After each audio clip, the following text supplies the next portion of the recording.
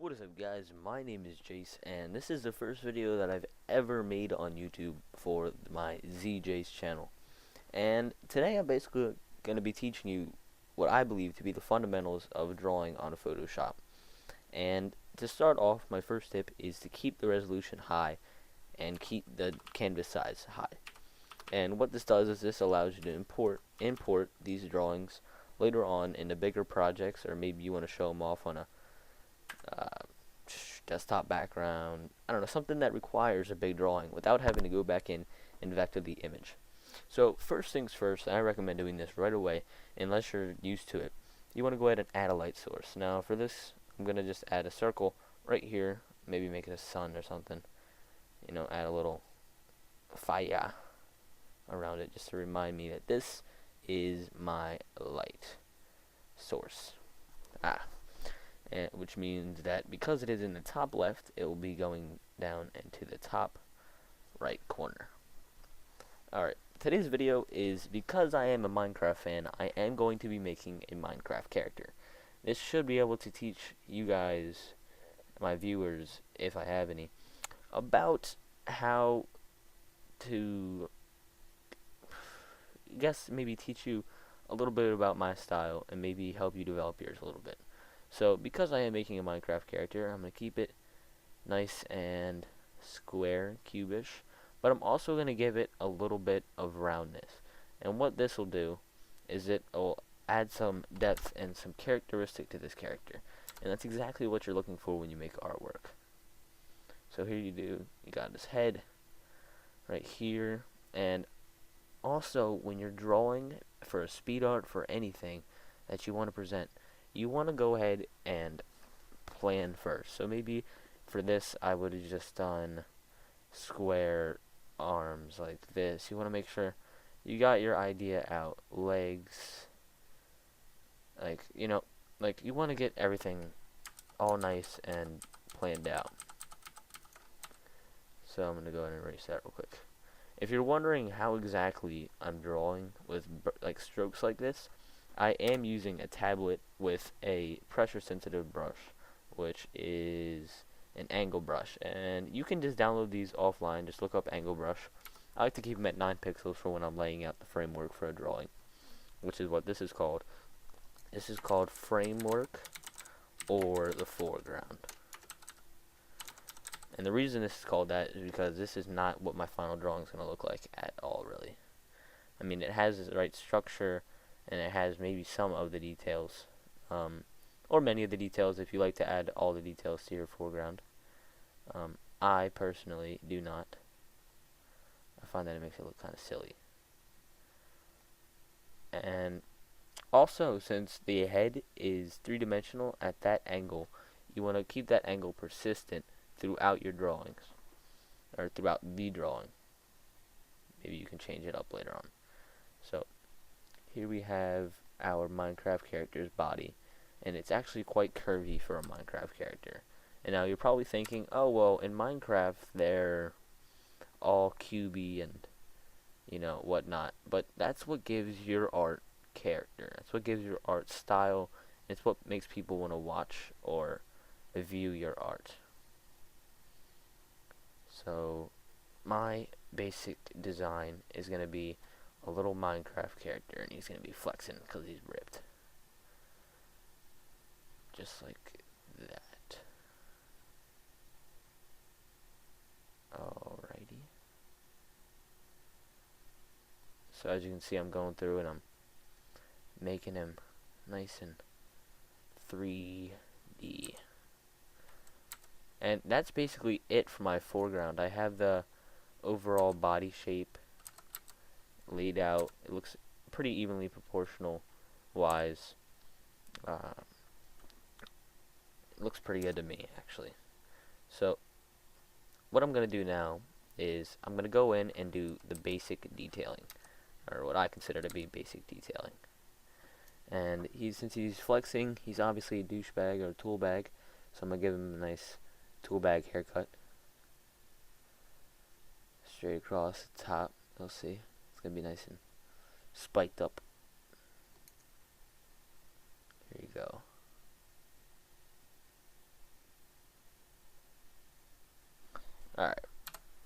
next tip, or not really a tip, it's more of a common sense thing, is when you have something that covers up something else, go through and erase that something else, because then if you don't, it'll just look silly.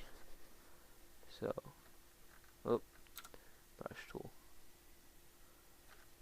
Don't be shy with the eraser, guys. Eraser is your best friend when it comes to drawing. Okay, maybe give him some eyes that are kind of angry or strained or something. You know, nothing too fancy for right now. They're a little crooked, that's okay. You can always go back and fix that kind of stuff. And as you can see, I'm getting a little far away, so I'm actually going to zoom in now and see if I can get, maybe I can change up his mouth a little bit. I'm thinking maybe something like this. Alright, so I'm going to select the inner part right here, which is his face, which is seeming a little small. I'll take my transform tools and I'll just kind of drag that out just a little bit, make it more proportional to his face. Much better. And that's pretty much it for detailing on the face. I guess I can give him some pupils right now too. Not really even pupils, just little, I guess that's the retina of the eye. Give him some detail around the mouth, make his eyebrows a little darker. And then, because he is flexing, I'm going to give him dimension. Now that's kind of a risk when it comes to Minecraft characters, because dimension is actually what makes the Minecraft characters distinct. The lack of, I should say. Because when you think of Minecraft character, what comes to your head? Blocks. Blocks come to your head. So I gave him a little bit of a muscle there. Nothing too big. And I'm going to give him one on the other side too. Just like that. As you can see, I'm going through and I'm erasing the lines, maybe cleaning up a little bit on the way. Make everything look nice.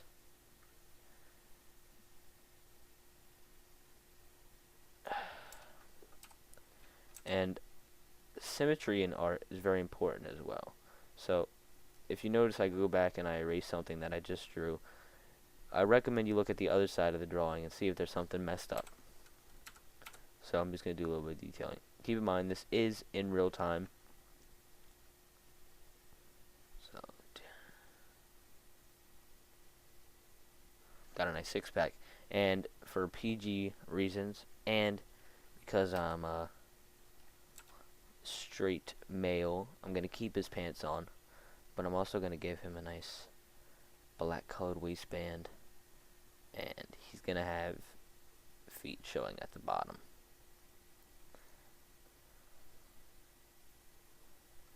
Alright, so this is basically the pathway to what are the foreground back here of what our drawing is going to look like finished. Alright, so we're going to make another layer, and because I'm going to say 80% of you who are watching this video do not have a tablet. So what we're going to do is we're going to go to our framework. We're going to lower the opacity to a reasonable amount. I'm actually going to color overlay this in a orange and make that like that.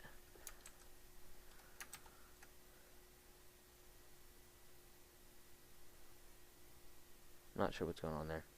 That's alright. But that just gave it a little bit of a different shade of color. And what I'm going to do now is I'm going to take my pen tool, which is great for making lines. And I'm going to make sure my brush is set to 9 pixels on an angle. I'm going to take my pen tool and I'm just going to draw out my lines, in a sense. Wrong layer. I'm going to stroke it on this.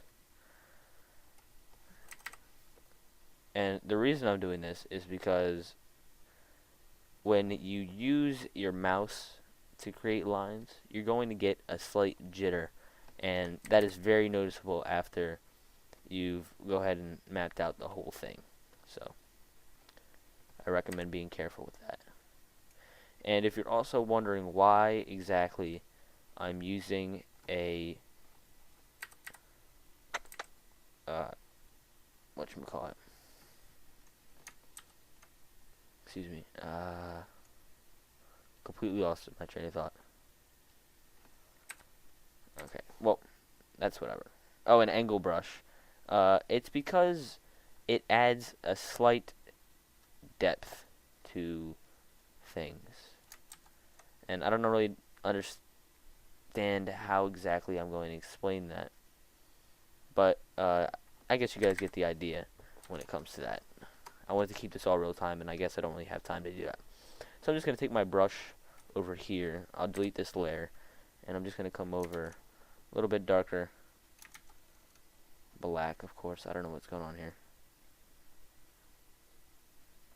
Opacity. Bring that up. I just want to draw over all this. Everything that I want to keep nice and dark. Now you'll notice that even with a tablet, my hand is not steady. So that's because I am what you call an amateur artist. But I do understand what it means to make good art.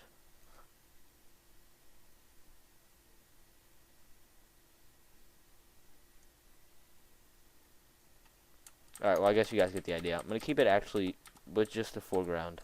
I know it's kind of a waste of time and I apologize. But back to the light source. Now, when it comes to light sources, that's what you center all of your shadows around. So I'm going to make a new layer, and I'm going to drag it underneath this guy. And I'm just going to draw out a nice shadow. Now, shadows, when it comes to simple artworks like this, don't have to be anything exactly. You don't need to recreate the layer and drag it out all nice. Just as long as the shadow is coming down at the right angle every single time. So you'd want to have like a shadow on this side of the face, a nice light shadow.